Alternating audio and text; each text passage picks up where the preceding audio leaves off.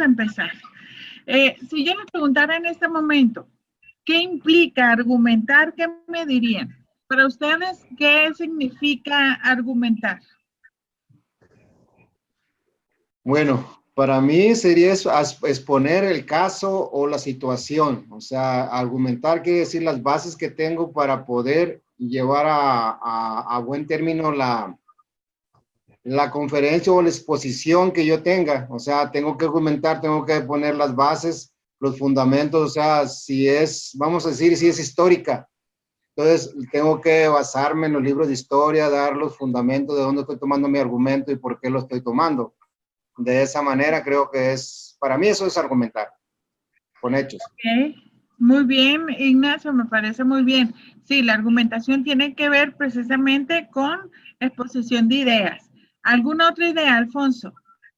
Yo, por ejemplo, en mi caso me gustaría más que nada poner un ejemplo, lo que para mí es argumentar. Por ejemplo, en el caso de los juicios orales, ahorita están juicios orales, desde cuando, digamos, el Ministerio Público que va que lleva un imputado y que va a argumentar, vamos a decir así, desde la culpabilidad del imputado, él lleva un argumento que es el hecho y que son los fundamentos en los artículos. Por ejemplo, en violencia intrafamiliar, lleva qué artículo está sancionado el delito de él, así como la defensoría también tiene argumento de la defensa, ¿no? Sí, Alfonso, definitivamente el tema de la argumentación en los servidores públicos es un tema básico y no se diga nosotros como particulares, como ya sea como abogados litigantes o como parte de un proceso, la argumentación es básica. De hecho, la Constitución Política Nacional exige a todo servidor público motivar y fundamentar sus actos de autoridad. ¿Qué quiere decir esto? La motivación tiene que ver precisamente con la argumentación. Argumentar significa dar razones del porqué en el caso de la autoridad, del acto de autoridad, en el caso del particular que está exigiendo algo a la autoridad, de por qué exige, cuál es la razón, las motivaciones del por qué exige. Esto no se circunscribe a que el servidor público en México no es libre de hacer y deshacer, sino que está completamente sujeto a un marco jurídico, a un sistema jurídico como es el mexicano. El servidor público en México, la autoridad en México no es libre de hacer y deshacer. Su potestad está dentro de un marco. Este marco se llama legalidad.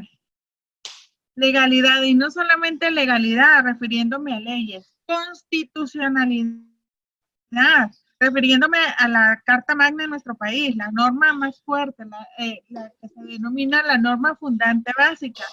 Y no solamente ello, porque resulta que el Estado mexicano no es una isla. El Estado mexicano convive con muchas otras naciones diariamente, convive con organismos internacionales diariamente y genera vínculos jurídicos con esas naciones y con esos organismos a través de tratados internacionales. Resulta que los tratados internacionales que suscribe nuestro país con la aprobación del Senado de la República se vuelven norma jurídica nacional. Esto es, esas normas jurídicas internacionales que suscribe nuestro país a través de los tratados se vuelven normas jurídicas que podemos exigir dentro del territorio nacional y que nuestras autoridades tienen que conocer. ¿Cuál es el objeto de que las autoridades conozcan los tratados internacionales? ¿Para eso nos queda? ¿Cuál es el objeto o cuál es el propósito de que nuestras autoridades conozcan los contenidos de los tratados internacionales que ha suscrito nuestro país, por ejemplo?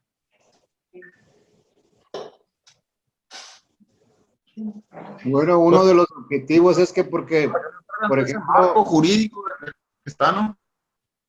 ¿Mande?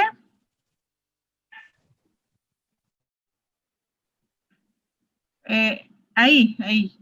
Digo que uno de los objetivos es que porque los tenemos que utilizar como si fueran leyes en nuestro propio país, entonces también tenemos que ejercerlas, porque si estamos coludidos en un tratado, quiere decir que somos responsables también de lo que ello contiene. Entonces debemos tener conocimiento para poder llevar a desarrollo todo lo que ello implica. Claro que sí, Ignacio. De hecho, fíjese que por omisión también se violentan derechos humanos, por desconocimiento se violentan derechos humanos. El gran problema en nuestro país, y esto se los puedo casi asegurar, es que la gran mayoría de nuestros servidores públicos desconocen la norma nacional, desconocen gran parte de la norma nacional, desconocen ampliamente las normas internacionales. Entonces, ¿cómo le exigimos a nuestras autoridades que cumplan con la Constitución, que cumplan con la ley, que cumplan con los tratados internacionales si los desconocen? ¿Me explico? ¿No? Aunque hay un gran principio de justicia que creo que todos los que estudiamos derecho lo conocemos. La ignorancia de la ley no exime a nadie de su cumplimiento. Esto es que yo no me puedo valer como servidora pública de decir, es que yo desconozco ese tratado internacional, por eso lo incumplí. ¿Me explico? Yo desconozco lo que dice la Constitución y por eso lo incumplí, entonces no voy a generar responsabilidad. No, no opera así. En nuestro sistema jurídico, yo como servidora pública estoy obligada a conocer la norma. El gran problema es que eso casi nadie me lo dice. ¿Me explico? ¿Cuántos servidores públicos existen en nuestro estado, en Sinaloa, en México? Se desconocen completamente la norma. Muchos de ellos no conocen siquiera la norma reglamentaria, aquella que le da las atribuciones para actuar, ¿no? Y por omisiones también se violentan derechos humanos. Ese es el punto. Bueno, ¿por qué llegamos aquí? Por la argumentación. Yo les decía a Alfonso, les comentaba a ustedes, Ignacio, Armando, comentaba que nuestra Constitución Política Nacional nos exige a los servidores públicos particularmente motivar y fundamentar sus actos de autoridad, sus tomas de decisiones. Hola, Eric, bienvenido. Buenas noches. Esa motivación tiene que ver precisamente con la argumentación. Y argumentar implica, decía yo, dar razones viables, dar razones fundadas para efecto de justificar un acto de autoridad en tratándose de una autoridad o razones fundadas para sustentar una pretensión en tratándose de un particular. ¿Me explico?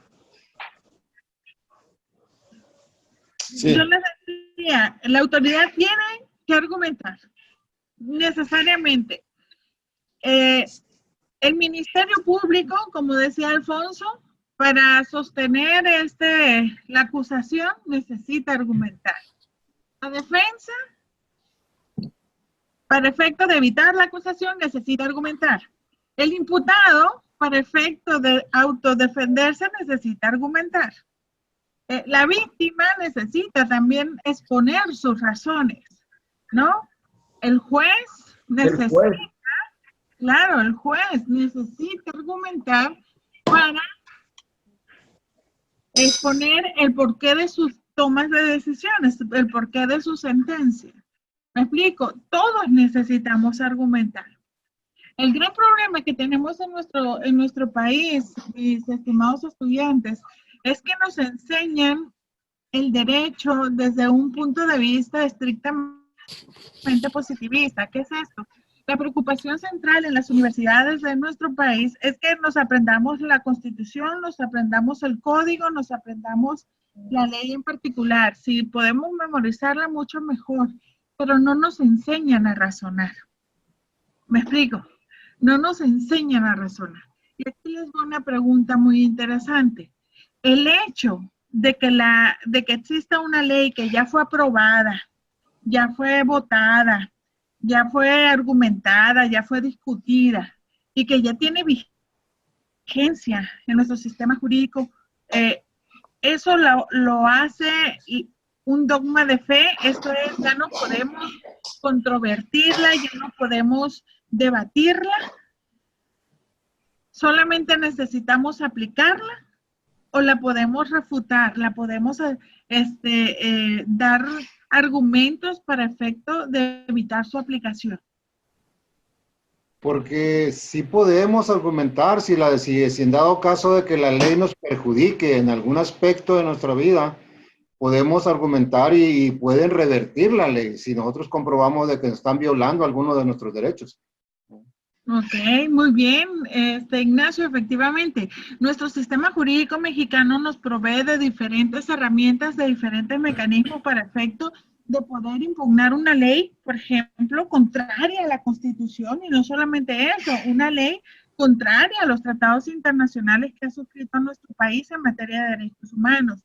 Nos da herramientas para efecto de poder impugnar, reprochar un acto de autoridad que es contrario también a nuestros derechos y a los principios contenidos en nuestra Constitución y en los tratados internacionales. ¿Cuáles son esos mecanismos? A través de qué podemos impugnar esas leyes y esos actos de autoridad que son contrarios a nuestros derechos. Pues una de ellas es el amparo. Ok, muy bien, el amparo. El de inconstitucionalidad. Vale. El de inconstitucionalidad. Las acciones de inconstitucionalidad. Las acciones de inconstitucionalidad son mecanismos en manos de la Suprema Corte de Justicia de la Nación. Es un mecanismo, es un juicio, digámosle así, que nos permite impugnar leyes que son contrarias a la Constitución o contrarias a los tratados internacionales. Maestra, aquí Sí. la jurisprudencia no entra. La jurisprudencia tiene que ver con la interpretación, mi estimado Armando. Ahorita estamos hablando de argumentación. La jurisprudencia es una interpretación que realizan nuestros tribunales federales en relación a buscar el significado más adecuado de la norma que realiza el legislador. Sí, ok. Muy bien. Debo decirles que las acciones de inconstitucionalidad lamentablemente no están al alcance del ciudadano. Acciones de inconstitucionalidad, este mecanismo para impugnar leyes que consideramos inconstitucionales e inconvencionales, están en manos solamente de un grupo de actores, particularmente que tienen poder en nuestro país. Estoy hablando del presidente de la República, estoy hablando de los gobernadores de las entidades federativas, estoy hablando del 33% de la Cámara de Diputados y el 33% de la Cámara de Senadores. Estoy hablando de las comisiones de derechos humanos, también pueden impugnar leyes contrarias a la Constitución y a los tratados internacionales. Y el procurador general también. El fiscal general también, exacto, también el fiscal general. Y para de contar. Ahora, la pregunta es, ¿conocen algún caso de alguna acción de inconstitucionalidad que se haya dado? Hay muchos, pero alguno en particular. Por ejemplo, en el caso de Sinaloa se dio un caso cuando decían que tenía acceso a la información pública a los ciudadanos, pero a partir de cierto tiempo te estaban cobrando por buscar. Entonces, eso va en contra de lo que es la opción que todos tenemos acceso a la información pública, siendo que es gratuito, pues. Pero estimado Alfonso, ¿había alguna ley o algún reglamento que estipulara el cobro? Sí, así es. En Sinaloa hubo uno. Muy bien. Este pudo haber sido un caso. Muy bien, Alfonso. Hay otro, no sé, no escuché bien lo que dijiste tú, Alfonso, pero la educación tiene que ser gratuita desde kinder hasta la preparatoria, ¿verdad? Dice la Constitución. Sí. Sin embargo, en todas las escuelas ya que cobran cuota, venden los libros, venden todo, pues todo cuesta. Entonces, es un acto de inconstitucionalidad, ¿no? Sí, el problema es que no está en la ley. Es decir, no podemos usar las acciones de inconstitucionalidad para impugnar ese hecho, pero sí podemos utilizar otros medios. Ese es un acto de autoridad que viola derechos humanos. Este derecho a la educación pública gratuita que tenemos todos contemplados en la Constitución. Si no puedo usar la acción de inconstitucionalidad porque el cobro ese no está en la ley, ¿qué puedo hacer? ¿A dónde acudir? ¿No será Profeco? Bueno, No, maestra, uno de los hechos de la... A la Comisión de Derechos Humanos, ¿no? sí, La mi Comisión Nacional estimado Armando. Exactamente, Armando. Si usted acude en queja a la Comisión Estatal de Derechos Humanos, le van a recibir la queja, porque es un acto de autoridad en contra de lo estipulado en la propia Constitución. Profeco no, porque no estamos hablando de empresas comerciales. Me explico, son instituciones gubernamentales. Entonces, Maestra, la ley que ¿mande? acaban de anular del matrimonio entre el mismo sexo, que era supuestamente legal y hace poco la revirtieron, no hace mucho, de que no se... No era una ley, mi estimado, ¿quién habló? Ignacio. No era una ley, era un proyecto de reforma al Código Familiar en el estado de Sinaloa, donde se planteaba la posibilidad de el matrimonio entre personas del mismo sexo. Y al momento de discutirse, se abrió las puertas a la sociedad y dos grupos antagónicos entraron al Congreso y bueno, ya se armó ahí no la argumentación, sino la discusión y hasta hubo que se arrojaron cosas entre ellos, ¿no? Los grupos pro familia, grupos religiosos y los grupos de las personas LGTB, HIJKLMNOPQ, porque la diversidad es tan amplia que muchas letras para incorporarse ahí, ¿no? Y lo que pasó fue que se detuvo. No prosperó la modificación al código familiar. Sin embargo, y debo decirles en cómo va esta cuestión del argumento. Punto. Fíjense que han tocado un punto bien interesante. Los derechos de las personas con diversidad sexual. ¿Conocen ustedes de casualidad algún tratado internacional que nos habla de los derechos de las personas con diversidad sexual? Yo sinceramente no. Yo no conozco un tratado de que se hable exclusivamente para ellos. Ok, bien. ¿El resto? ¿Para qué? Perdón, no escuché la pregunta. ¿Puedo repetir, por favor? Sí, Alfonso, para reconocer los derechos de las personas con diversidad sexual, personas homosexuales, mujeres y hombres. ¿Conocen algún tratado internacional que hable sobre esto? Nuestra Pues, Constitución me dice imagino algo. me imagino que no precisamente sobre eso, pero pues se puede manejar que en algunas leyes o algunos tratados engloba lo que es sus derechos también como personas, ¿no? Por ejemplo, en decir que todos somos iguales. Ok. Entonces, que todos somos iguales, entonces, yo ¿por qué no ejercer mi derecho de estar con la persona que quiero y no sé, y casarme con ella, no vamos a suponer? Entonces, no precisamente que hable de ellos, sino que engloba en ellos sus derechos, pues, de ejercer su derecho como personas, pues. Muy bien. Sí, debo decirle que efectivamente, Alfonso tiene razón. Hay muchos tratados internacionales que nos hablan del derecho a la igualdad, del derecho al reconocimiento de nuestras libertades humanas, ¿no? Eso está expreso. Un tratado internacional como tal que vincule al Estado mexicano en relación con el tema de la diversidad sexual no existe, pero existen, fíjense ustedes, son unas directrices, unos principios que se elaboraron en Yogyakarta, que se llaman precisamente así, principios de Yogyakarta para el reconocimiento de los derechos de las personas con diversidad sexual. Y tiene que ver precisamente con reconocer derechos a estos grupos y condiciones de vulnerabilidad. Nuestra Constitución al respecto dice algo en particular, ¿recuerdan? Sobre las personas con diversidad sexual. Yo en la Constitución no he visto que diga algo así acerca de la diversidad sexual. Ok, Ignacio, ¿y el resto? Tampoco, maestra. Más que nada habla se refiere más a lo de la discriminación, ¿verdad? Referente a los temas de diversidad sexual, pues. Exacto, Eric, exacto. El primero constitucional. El primero constitucional tiene un párrafo al final que dice, palabras más, palabras menos, nadie podrá ser discriminado por su origen, por su sexo, por su edad, por su condición social, por el género, por sus preferencias. ¿Sí? Cuando se incorpora este párrafo a la Constitución, solamente decía por sus preferencias, no especificaba qué tipo de preferencias.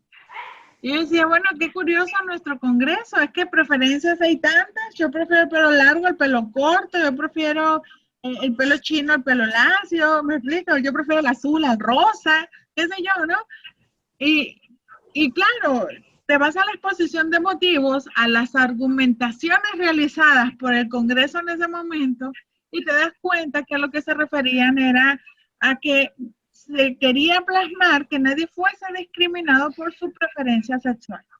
Pero fuimos tan muchos en ese punto que creo que no se atrevió a ponerse en la Constitución de manera expresa la palabra sexual y se quedó solamente preferencias. Fue en el 2001. En el 2011, con la reforma constitucional en materia de derechos humanos, se incorporó la palabrita. Hoy día dice que nadie puede ser discriminado por sus preferencias sexuales, ya de manera expresa, ¿no?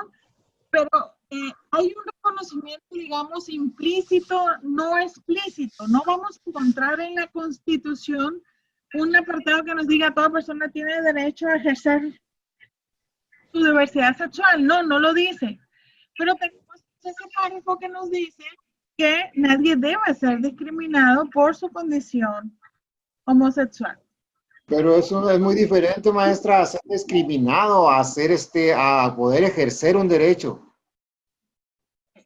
Pues no veo tanta la diferencia, mi estimado Ignacio, porque si yo, siendo una mujer homosexual, siendo lesbiana, deseo formar una familia con otra mujer y deseo formalizar ese lazo a través del matrimonio, si me dicen a mí, oiga, usted no, porque usted es mujer y el matrimonio se da entre un hombre y una mujer, así lo define nuestro código familiar, la unión entre un hombre con una sola mujer, con la finalidad de la procreación.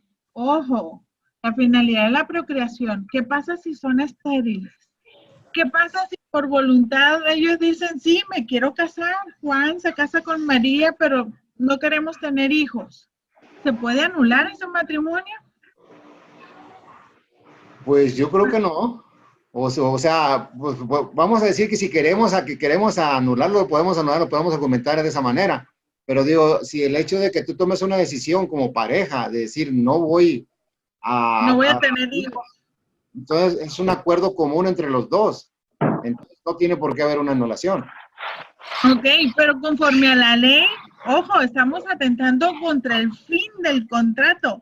El matrimonio finalmente es un contrato a través del cual se generan obligaciones y derechos entre partes, ¿no? Y acuérdense que toda aquella disposición que va contra el fin del contrato tiene que ver con un aspecto de anulabilidad del mismo. ¿Me explico? Es decir, disculpe, pero la procreación tienes una relación entre pareja, ¿no? No es una adopción, ¿no? No le escuché, otra vez. Te digo que cuando vamos a procrear, o sea, vamos a tener, es entre una relación entre pareja, o sea, entre marido y mujer, vas a engendrar un hijo. Y es muy diferente entre parejas del mismo sexo, que vas a tener una familia, pero vas a adoptar o te vas a quedar con lo que ya tienes. Vamos a decir, si eres una mujer y eres divorciada y quieres tener tu hijo, o sea, volverte a casar con otra mujer, pero ya tienes hijos, pues vas a formar una familia, pero con los hijos que ya tienen, no los vas a procrear. Fíjese que la adopción, mi estimado Ignacio, para efectos legales, tiene exactamente el mismo peso que la procreación. ¿Sí? Si yo adopto a una criatura, soy su madre. Sí. ¿Me explico? No, yo ya no puedo deshacer ese vínculo. Soy su madre y seré su madre hasta la muerte. Y esa persona será mi hijo hasta la muerte, con todos los efectos que la relación filial,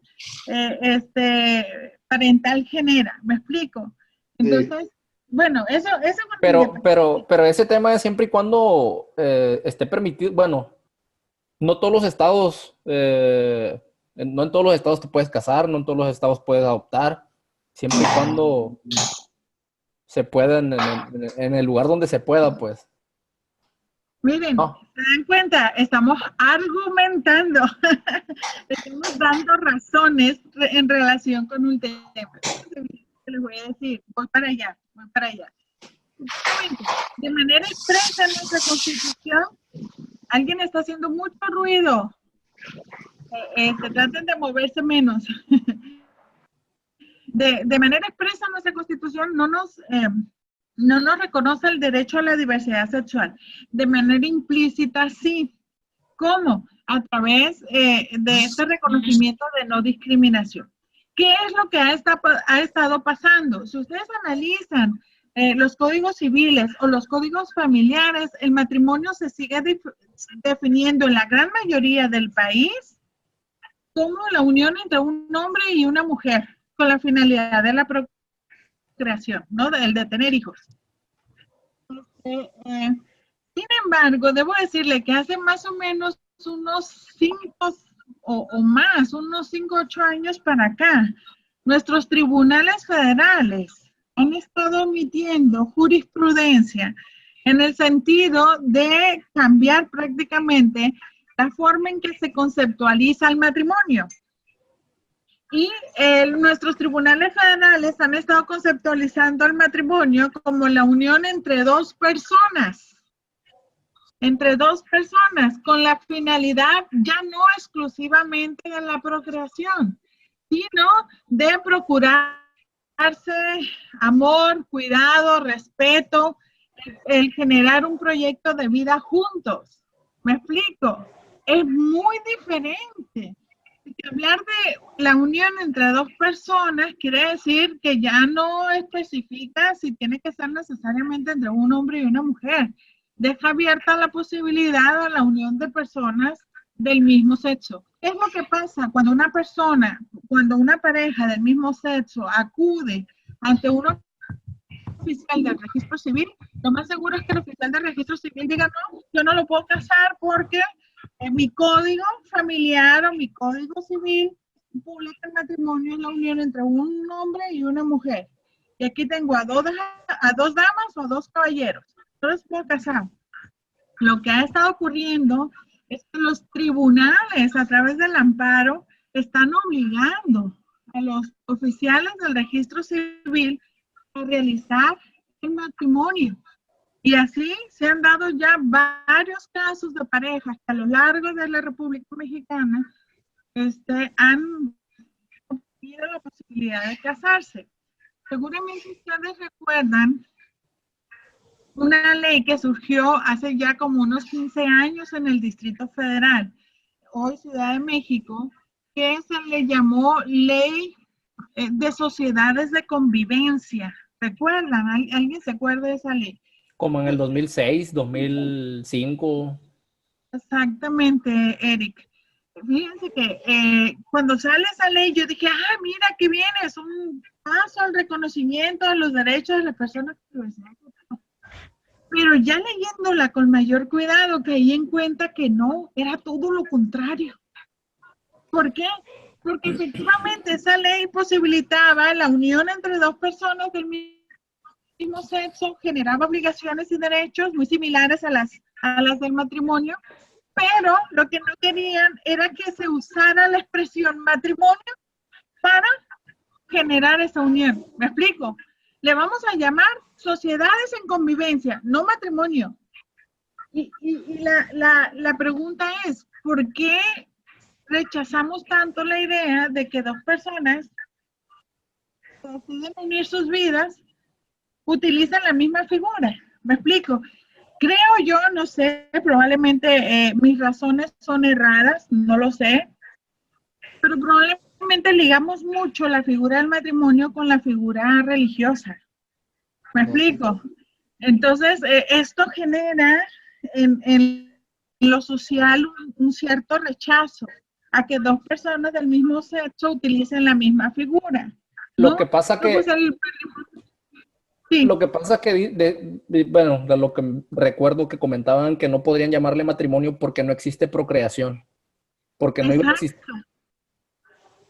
Sí, porque era un elemento de la figura del matrimonio, era considerado uno de los elementos base de la figura del matrimonio. Hoy día la figura no.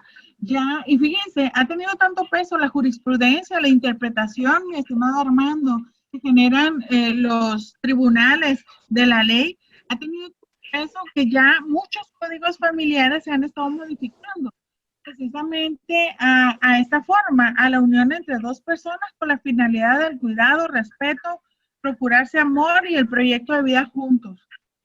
Así se han estado modificando. Y eso era, mi estimado Ignacio, lo que querían hacer aquí en Sinaloa y que se opusieron este grupo, diciendo pues que se iba a acabar con la familia o que se iba a afectar a la familia. A los niños más que nada. Psicológicamente.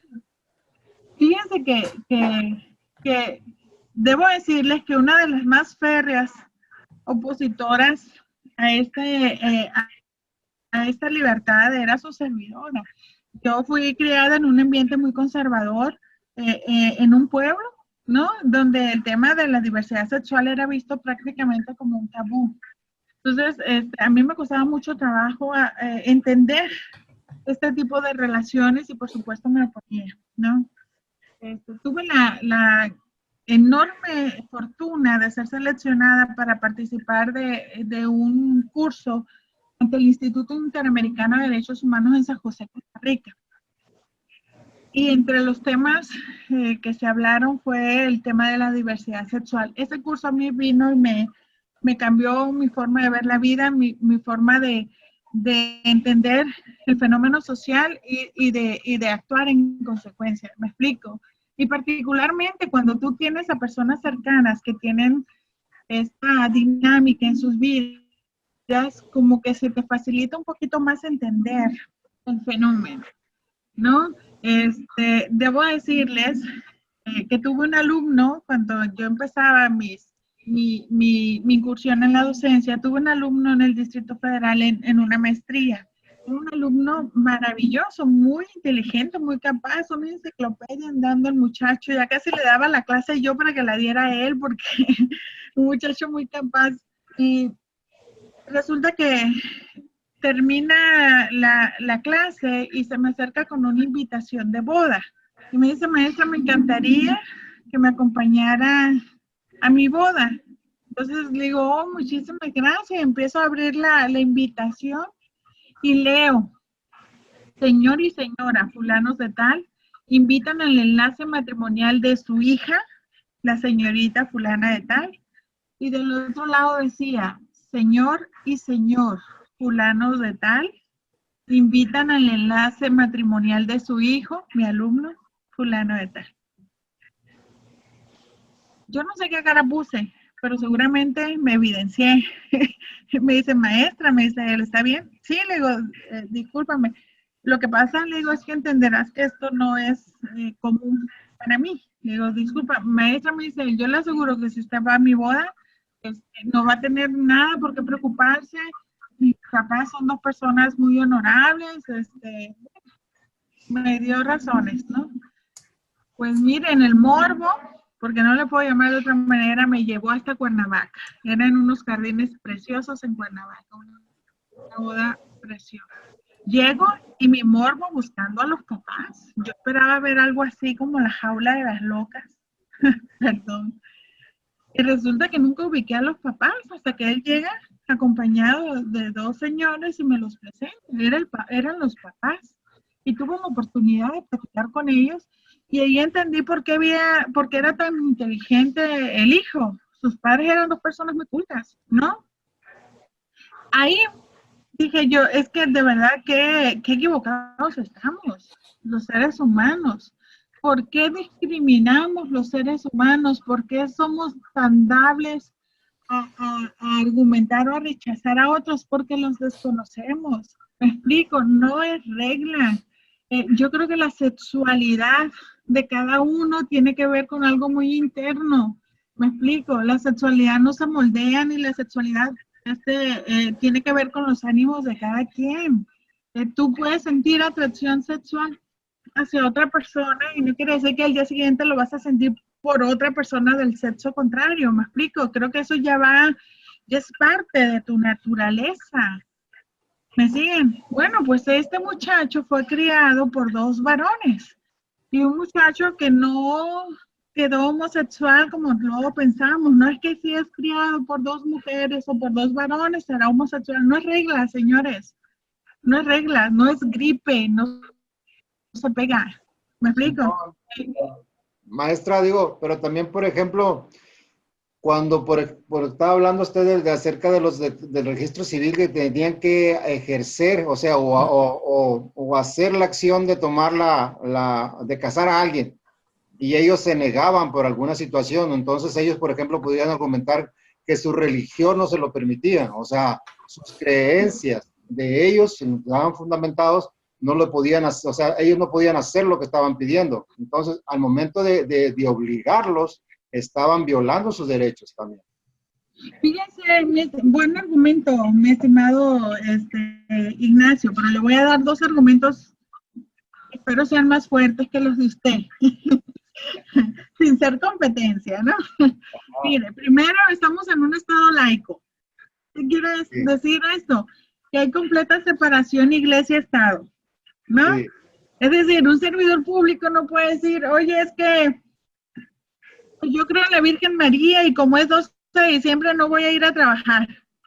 Pues no. Es decir, no es una razón suficiente para excusarme de mis obligaciones como servidor público.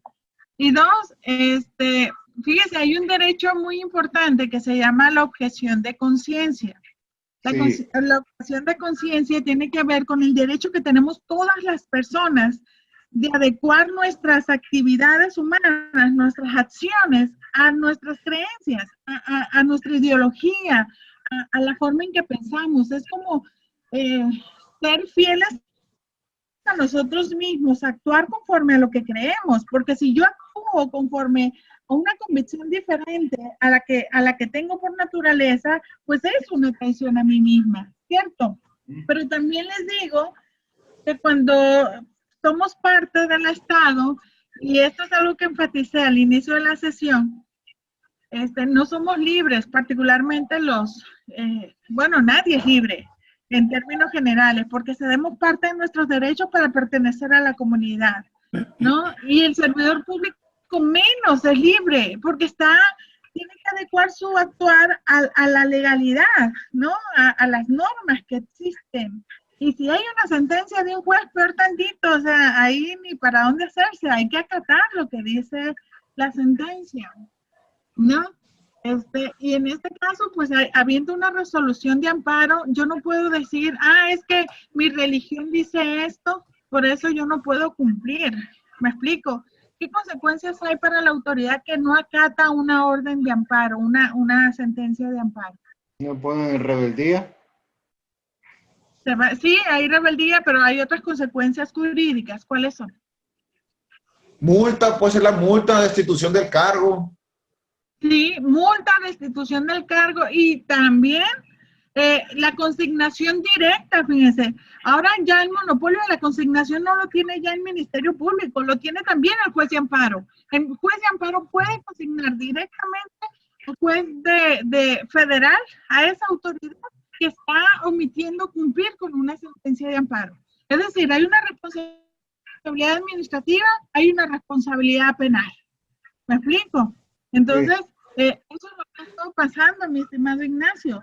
Si un juez del registro civil no casa, desatiende la orden de una sentencia de amparo, puede ser destituido de su encargo y puede terminar en prisión. Porque muchas veces, por ejemplo, si vamos a hablar de una religión en específico, por ejemplo, los testigos de Jehová, si ellos no quieren tener una transfusión de sangre, no los pueden obligar.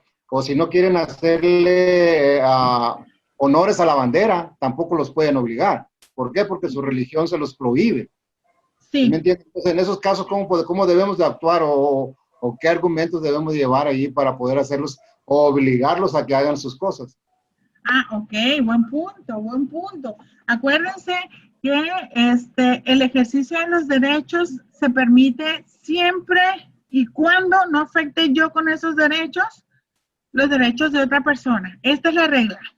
Uh-huh. ¿Cómo podría a mí afectarme o a usted, Ignacio, afectarle el hecho de que un compañerito de escuela, vayámonos a la primaria todos estamos en la primaria, el hecho de que su compañerito de al lado no cante el himno nacional y no haga honores a la bandera? O sea, Pues no afecta, ¿no? Le está obstaculizando a usted realizar ese acto que para nosotros es bueno, que es positivo, es parte de nuestro patriotismo. por eso, pues, como comunidad, como parte de la sociedad, si yo lo hago como obligación en una escuela, ¿por qué él no? O sea, ¿cuáles son los derechos o por qué él sí y yo no? O yo no, o yo sí y él no. O sea, Los mismos derechos que usted me estaba argumentando hace un momento, el de la religión. ajá. De acuerdo al 24 constitucional, todos tenemos derecho a profesar la religión que queramos, siempre y cuando no afectamos con el ejercicio de esos derechos los derechos de los demás. Ese niño que está ahí, que no cantó ni hizo honores a la bandera, pues no pidió que yo lo hiciera. ¿Me explico? Yo lo pude hacer y lo pudo hacer el resto de la escuela. El problema existiría si ese niño o sus padres trataran de impedir que nadie hiciera ese acto. ¿Me explico? Ahí sí habría problemas. Ahí sí podría haber algún tipo de limitación a su derecho religioso porque está afectando los derechos de los demás. ¿Me explico? Ahora se las pongo más complicado. ¿Qué pasaría si un médico testigo de Jehová en una sala de urgencias le toca recibir a un niño que se accidentó en un coche y necesita una transfusión urgente? Y él dice, no, es que yo en atención a mi derecho a la objeción de conciencia me niego a practicarle la transfusión. Ahí se le podría llamar como negligencia, ¿no? Negligencia, Sí, omisión. es una emergencia. Uh-huh. Habrá la posibilidad, escuchen bien, argumentenme adecuadamente, habrá la posibilidad de hacer sobrevivir, por un lado, los derechos del médico a su derecho de libertad de creencias. Por otro lado, el derecho del infante, del niño, a su derecho a la salud y a la vida. Pesa más el derecho de la vida, pues. No lo dudo, Eric. Claro que pesa más el derecho a la vida. Pero ¿habrá alguna manera de hacer sobrevivir ambos derechos sin afectar a ninguno de los dos? Maestra, pero ¿puede un médico que sea testigo de Jehová ejercer como tal y darle la, ¿cómo se dice? De que esté, no sé, en guardia en un hospital, lo que sea, sabiendo que se le puede presentar como la situación que usted acaba de decir y no pueda como realizar su trabajo adecuadamente? O sea, ¿puede obtener un puesto así, una plaza así, si no va a realizar por sus creencias? Sí, mi estimada Walker. Si decimos, es que no puede estar ningún médico testigo de Jehová en una sala de urgencias, estamos discriminando. ¿Me Pues, explico? volvemos al punto anterior, Porque pues. quiere decir entonces, ajá. Sí, perdón, de que está afectando, bueno, en caso de que dejara morir al niño, pues, está afectando. No, Eric, es que usted ya se fue hasta las últimas. Pero puede suceder. Pero escuchen, les estoy diciendo, hay manera de no afectar los derechos del niño. Es decir, que el niño viva, que obtenga el servicio y hay manera de no afectar los derechos del médico, piénsenlo, ¿hay o no lo hay? Pues Por solamente, supuesto, si el niño pierde la vida a causa de la omisión del médico, el médico pena una responsabilidad penal, necesariamente, porque como bien dice Eric, pesa más el derecho a la vida, por supuesto, siempre, siempre. ¿Me explico? La pregunta es, ¿hay posibilidad de hacer sobrevivir los derechos de ambas partes sin afectarles a ninguno de los dos? ¿Sí o no? Yo pienso que sí, maestra, porque si no lo hace el médico, pues tiene más compañeros. Algún otro va a hacer el trabajo del doctor, pues. Claro, claro. Respetando Saben las que yo, creencias. en atención a mis creencias, yo no puedo hacer la transfusión porque pienso que voy a afectar no sé, la pureza del infante, qué sé yo, pero aquí está el médico y este sí lo va a hacer, este no tiene problema. Ahora, yo como médico testigo de Jehová me opongo a que nadie toque al niño, a que no lo atiendan, ahí sí hay otra responsabilidad, me explico. Pero claro, lo puede hacer otra persona, me explico, lo puede hacer otra persona. Y ahí no hay afectación de ningún derecho, ¿se dan cuenta? no, sí. Esto es lo que se busca hoy día, mis estimados y estimadas estudiantes, que los resolutores, y no solamente estoy hablando de los jueces, estoy hablando de todos los servidores públicos, piensen siempre con el tema de los derechos humanos y argumenten siempre con el tema de los derechos humanos, fundamenten con el tema de los derechos humanos. La pregunta es, ¿entendemos a ciencia cierta lo que son, para qué son y por qué son los derechos humanos? Pues Sí, estamos cortos. Armando, tiene el micrófono apagado, no lo escuchamos. Disculpe, yo pienso que los derechos humanos se basan principalmente y van hacia el respeto hacia los demás. Yo pienso que respetando creencias, respetando raza, respetando todo, pues el respeto va a generar todo. Sí, a mí me gusta el rock, a usted la banda, todo. Yo pienso que es ahí donde están los derechos humanos y pues es el respeto, yo pienso. Independientemente de Sí, la Armando, religión. definitivamente. ¿Mande? Definitivamente. Derechos humanos podemos ponerle como sinónimo la palabra respeto. El punto es que cómo nos cuesta respetar a quien no piensa, a quien no siente, a quien no vive como yo. Es que ahí están, ahí vamos, tiene que ver mucho la forma como uno es criado, las creencias, todo eso, pues ahí y más bien ahorita como, pues yo pienso hay una diversidad y hay una convivencia en todo el mundo y la tecnología y todo, ya ve que antes no existía eso y como que ahorita nos estamos acostumbrando a todos los cambios sí, la convivencia entre todas las culturas y todo. Ahí es donde entran las dificultades muchas veces, porque antes una cultura tenía ciertas creencias y era su comunidad y no se revolvía con otras. Y ahorita yo pienso porque hay mucha convivencia entre en todo el mundo. Volvemos a lo mismo, pues, a lo que usted comentó, pues, muchos, como en particular, y como usted, desconocemos la vida, la convivencia, el tipo de convivencia que tienen, el tipo de vida que llevan, pues. Más que nada es eso, pues.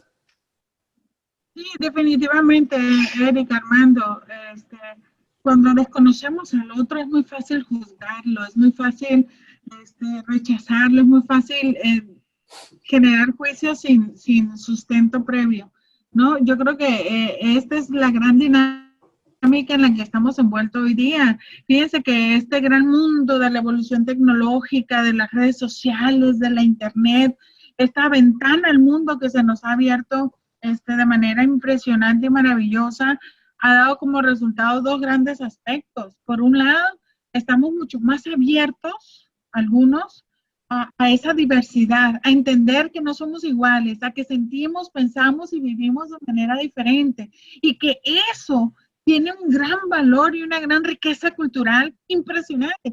Claro, nos va a costar mucho trabajo entender muchas cosas, muchas formas de vida, muchos razonamientos, nos va a costar porque estamos educados de cierta manera o hemos crecido en ciertos espacios donde ciertas conductas no las entendemos del todo, ¿no? Y por el otro lado, está pasando completamente lo contrario, nos estamos encerrando más en nuestras propias conchas, no estamos permitiendo otras ideas, otras formas de ver la vida, otras maneras de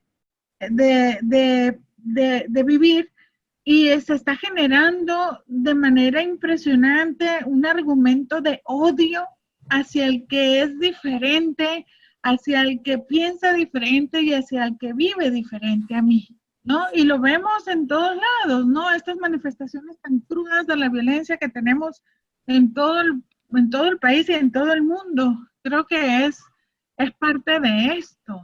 Y maestra, aquí yo pienso que ahorita, como dice, ya conocemos las culturas por diversos medios y todo. Y hay mucha gente que trae sus ideas muy arraigadas y volvemos a lo mismo de la clase pasada.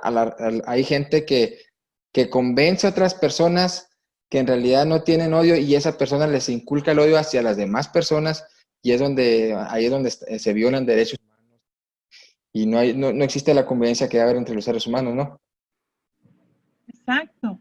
Es que, fíjense, partimos de una base equivocada, partimos de la idea, y esto en el derecho por mucho tiempo hemos proclamado la igualdad para todos. Y decimos, es que somos iguales. No es cierto, no somos iguales, somos completamente diferentes. Benditas diferencias, porque si fuésemos iguales, fíjense ustedes, si pensáramos igual, estuviéramos en la Edad Media en cuanto a evolución del conocimiento. El conocimiento, lo que hace que el conocimiento evolucione, ese es el choque de ideas.